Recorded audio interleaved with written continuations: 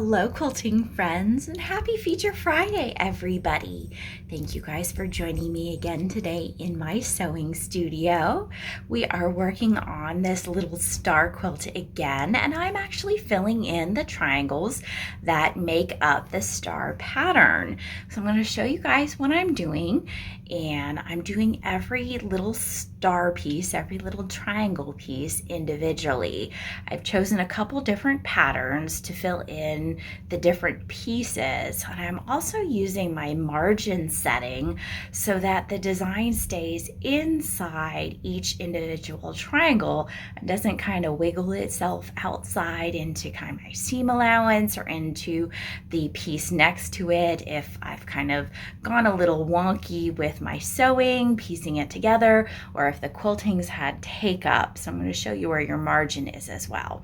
Let's go ahead and look at the quilt real quick, and then we'll get started at setting up our next triangle. Let me turn you guys around. All right, so here on the display is the last triangle that I set up, and you can see that the design doesn't quite go all the way out to the edge of my orange layout box. That's because I put a margin into place. And if we look down here at my quilt top, you can see this is the triangle that I just stitched out. The design doesn't reach my edge here. And I've done that on all of my blocks. You can see the design doesn't come all the way to the edge. I wanted my design kind of to float inside all of my triangle pieces. So I've put a margin on here. So to do that, to put your margin into place, to have that little bit of wiggle room around your design, you'll go into your settings feature here on the left-hand side of your display. Looks like little gears, and when you open that up, you've got all of your tabs across the top of your screen. You're going to go into your parameters tab. So you'll highlight parameters. It turns orange, and then you get all of these wonderful things on your screen. But your margin is right here, kind of in the left-hand column, and the coordinating box to it usually has a 0 in it. But I touched on the box to open it up, and I get my keypad. And in here, you can type what you'd like as a margin. So I put in 0.1, just an inkling of a margin to give me a little bit of space.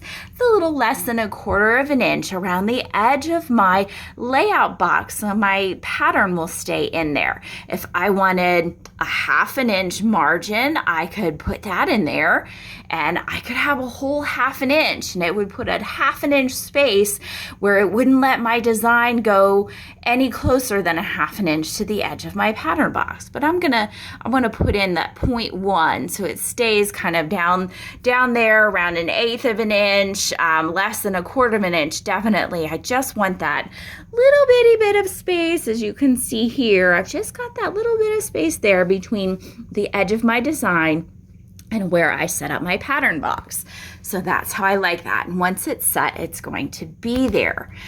And then we are going to start our new layout. So I'm going to go into layout next, now that I know that's there. Here's my last block I did. And once again, you can see that little space between the design and the edge of my layout box.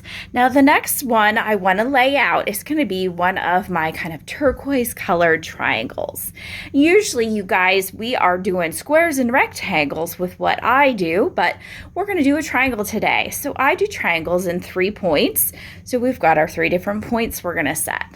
So I am going to be in my layout screen, and I'm going to add a layout box with my plus sign. And I've got to set the first point of my pattern box. And since I'm all the way up here, I'm going to go ahead and hover over this top point of my triangle, and I'll hit my plus sign. So set the next point in my pattern box, and I'm going to come on down here. I still like to work kind of in a counterclockwise motion when I'm setting my points in a triangle, but it really doesn't matter, whatever you're most comfortable with. So I'm hovering over this point right here in my triangle, and I will hit my plus sign, and then I'm going to come over to the last point of my triangle here, hover over that corner, my needle kind of lined up there, and I'm going to hit my check mark since I've only got 3 points, And now I've got my large triangle here on the display. The next thing I'm going to do is go into my patterns. And remember, we named all of the patterns we imported for this particular quilt under red, white, blue, star, because it's kind of red, white, and blue in a star-shaped quilt.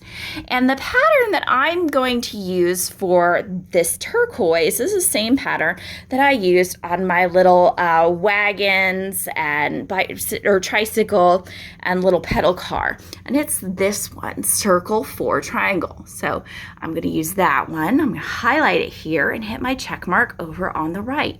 And when I do, my triangle shaped design just kind of loads straight in on my display. So we've got some work to do. We've got to rotate this to get it to fit into our triangle pattern. Now we're automatically moved from patterns to edit like usual. So we're in our edit, and we can come over here to the right and use our rotate. Our rotate's that little icon that looks like a square on point with some swishy arrows. So we're going to highlight that, and we've got our rotate options. And the easiest one to use is kind of our 45. So we can rotate either to the right or to the left using our 45. And we give that a couple touches, and suddenly it's in the right position for us. So now it's in the right position, but we've got to get it to fit in our box. So it's time to use our scaling feature. So I'm just going to pop from rotate down to scale. And to get it to kind of fit in our triangle, you and I know that my favorite spoiler feature is my auto scale. So I'm going to use my auto scale down here. That way it's going to scale perfectly. If you don't have your auto scale feature, you might want to use your move feature to move your triangle inside or move your pattern inside your triangular pattern box, and then you'll want to use your scale feature to size it correctly. But I have spoiler features for a reason, so I'm just going to touch my auto scale feature here, and it puts my triangular pattern right into my pattern box. And I've got it where you can see there's just a little bit of space in between my pattern and my pattern edge for my layout box, so that I will have that little bit of space there.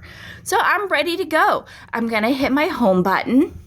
Make sure that my needle's engaged, so I stitch this out, and I'll hit my green start button. I'm going to double check that my needle's in the up position. We don't want to tear our quilt top if our needle were in there, and we're going to hit our green check mark to go. Now this pattern starts in the upper corner of our triangle, so it's moving into place there. We'll do a single stitch with our handlebar up down button and hit the check mark on our display. And then I'm going to just scoot out of the way so that I can pull up my bobbin thread here and get both of those tails out here. So I've got both of those in my hand. I'm going to hit the green check mark here. My robot's going to recenter my machine over that start point for me. And now it's telling me to cycle my needle. So I'm going to use my needle out down button again, and I like to cycle my needle 3 times. That gives me a good locking stitch. Again, if that's something where you prefer long tails and you want to bury your threads, you can just skip this step. And now we're going to turn the stitching on our long arm and hit the check mark here. So I've got my stitching on my right handlebar. I'm going to turn that on and hit my check mark, and off we go. This pattern stitches out really quickly, which I love because this is one of the less dense curvy patterns that I chose to import for this. So it's kind of fun, but I know it's a little bit loud for you guys, but it's going to stitch out pretty quick. So I'm doing this same pattern in the turquoise and kind of my focus fabric, and then I chose a different pattern which kind of has 2 half circles in it to do in the red and then the black and white. And then I picked a different pattern to do just in the white polka dot. And then I have a different pattern up here to do in my squares. So I'm using a combination of different patterns, so it's got more texture in it instead of the same thing in all of my half square triangles. And that pattern did stitch out super fast. It's done already. So I'm going to turn the stitching off on my long arm and hit my check mark. And I'll cycle my needle to lock my stitches and hit my check mark. And now I can pull this out of the way, and there we are. One more triangle done. So I'm going to keep working on this quilt and get more of it filled in, and we will see you guys real soon. Thanks so much for joining me. I hope you maybe learned a little bit on how to use that margin feature. Give yourself a little bit of extra space around your design when you're filling in individual blocks, if that's something you like to do. It's a preference. I just wanted that on this particular quilt, but other quilts I might not want a margin at all. It's all about creativity and choice. Thanks so much for joining me today, and we'll see you soon.